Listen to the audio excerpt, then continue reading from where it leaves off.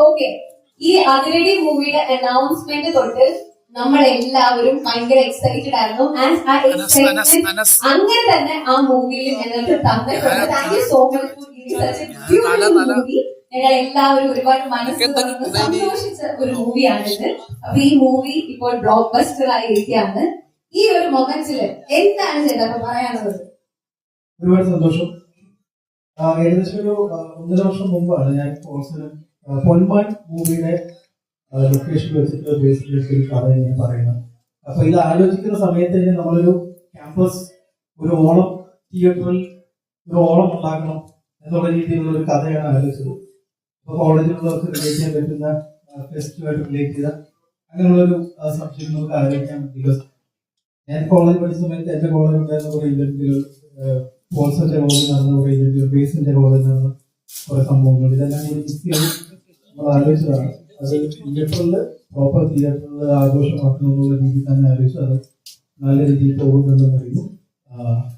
ഒരുപാട് പേര് മെൻഷൻ വന്നിട്ടുണ്ട്. ഒരുപാട് കോളേജിലേക്ക് മിസ് ചെയ്തപോലെ പോകുന്നു. 2-3 വട്ടം നമ്മൾ മെൻഷൻ ചെയ്യുന്നുണ്ട്. ഒരുപാട് പേര് വിളിക്കാറുണ്ട് കോളേജിനെ കുറിച്ച്. കോളേജ് അവർ ടെസ്റ്റ് നടത്തിയ സമയത്ത് അവർക്കുണ്ടായ പ്രശ്നങ്ങളൊക്കെ വിളിച്ച് പറഞ്ഞിരുന്നു. എന്തായാലും ഒരുപാട് സന്തോഷം. കേസിൽ ഇവിടെ എത്തിയിട്ടില്ല. ജോലിയുണ്ട്. ശ്രീകുട്ടൻ വെള്ളയാണി ഇവിടെ ഉണ്ട്.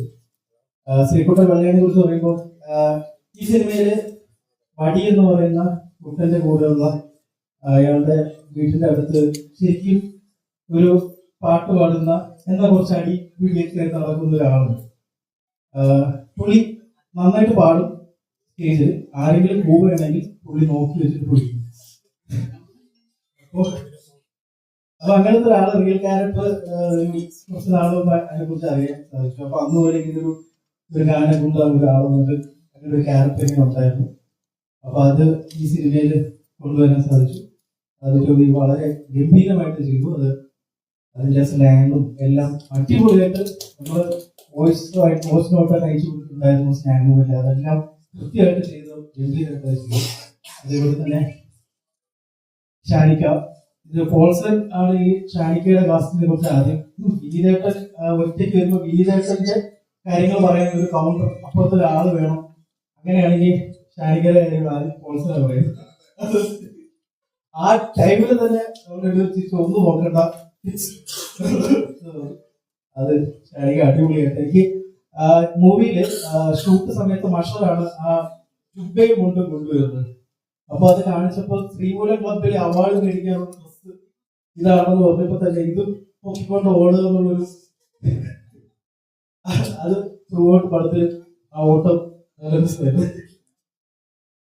അതേപോലെ തന്നെ വിഷ്ണുവിന്റെ ഇൻസോംനിയാക്സ് ഞാൻ പുള്ളിയുടെ നമ്മള് പേഴ്സണായിട്ട് സംസാരിക്കുമ്പോൾ കാസ്റ്റ് വിഷ്ണു കൊടുത്തത്. കാരണം വളരെയധികം ഒരു ക്യാരക്ടറിന് വേണ്ടി ആ ക്യാരക്ടർ പോയ രീതിയിൽ ജോപ്പനെ കുറിച്ച് പറയുമ്പോൾ ജോപ്പന്റെ മാനസികാവസ്ഥ ആദ്യമേ സ്ക്രിപ്റ്റ് ഡിസ്കസ് ചെയ്യുന്ന സമയത്ത് തന്നെ വിഷ്ണു അതിനെ കുറിച്ച് സ്ഥിരം ഫോൺ ചെയ്ത് ഇങ്ങനെ ചോദിക്കുന്നത് ഈ ക്യാരക്ടർ എങ്ങനെയാണ് ജോപ്പന്റെ പ്ലേ ലിസ്റ്റുകൾ എന്തൊക്കെയാണ് അങ്ങനെയൊക്കെയുള്ള വളരെ ക്രൂഷ്യലായിട്ട് കുറച്ച് അങ്ങനെയുള്ള കുറെ കാര്യങ്ങൾ ചോദിച്ചാൽ അതിനെക്കുറിച്ച് ഡീറ്റെയിലിംഗ് ആയിട്ട് പഠിച്ചിട്ട് ഗംഭീരമായിട്ട് വിഷ്ണു ചെയ്തു.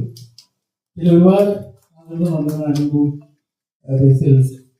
ബാക്കി എല്ലാവരും, ബാക്കി മാനവ്, സാമുവൽ, ചമൻ, വിഷ്ണു, എല്ലാവർക്കും ഒരുപാട് നന്ദി.